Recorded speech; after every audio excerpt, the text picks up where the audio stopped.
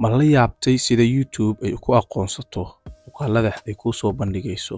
Tusaale, adiga oo daawanaya muuqaal ayay ku soo bandhigaysaa muuqaal kale oo aad u xiiseynayso.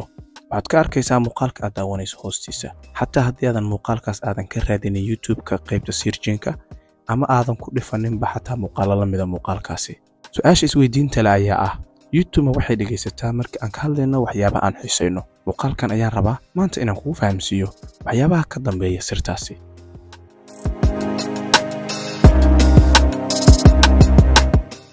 Marka koowaad, ma jirto caddayn sheegaysa in YouTube ay dhagaysato wada sheekaysigeena.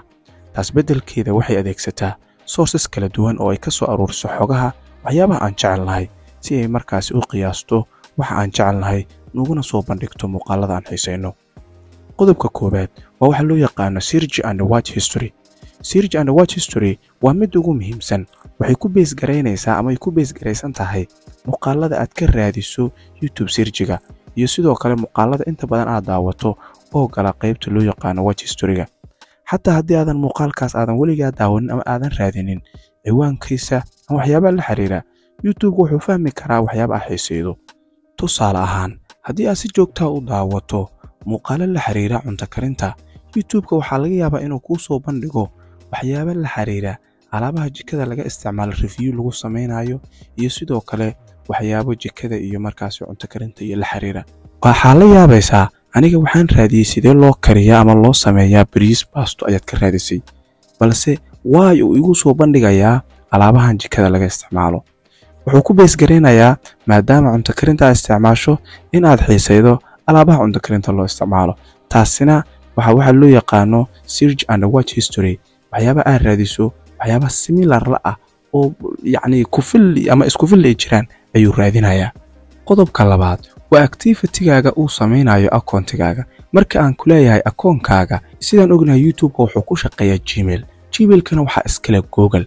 haddii aad Google-ka intaad booqato aad yacni raadiso ciwaan aad raadiso, ciwaankaas waxa uu ku saabsan yahay ama waxyaabaha la xiriira, waxaa laga yaabaa in YouTube-ka uu fahmo inaad ciwaankaas xiiseynayso. ha la yaabin haddii aad Google-ka gasho aad weydiiso goobo dalxiis loo aado, traveling loo aado, markii aad YouTube-ka soo gashana aad ku aragto muuqaalo ama vlogs laga soo duubay traveling iyo sidoo kale dad dalxiisayaal ah. qodobka labaad oo YouTube-ku ku fahmayo waxyaabaha aad xiiseyso waxaa ka mid ah waxa loo yaqaano social media activity and browsing. waa qodob asna aad u muhiim ah kaasoo tusinaya ama uu ku fahmayo website-yada aad booqato waxyaabaha ay ka hadlaan. markii laga hadlayo browsing-ka waxaa jiro waxa la yiraahdo cookies and tracking. cookies-ka wuxuu qabanayaa dhammaan website-yada aad booqato ayuu list gareynayaa oo ayuu save gareynayaa. automatically YouTube wuxuu fahmayaa dhammaan website-yadaas ku list gareysan oo aad inta badan booqato waxyaabaha ay ka hadlaan sidoo kale inaad xiiseydo.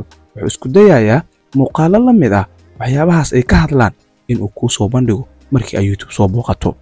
qodobka kale aadka ugu muhiimka ah oo muuqaalkeenan asna ugu muhiimsan waxa weeyaan waa wax la yiraahdo network activity.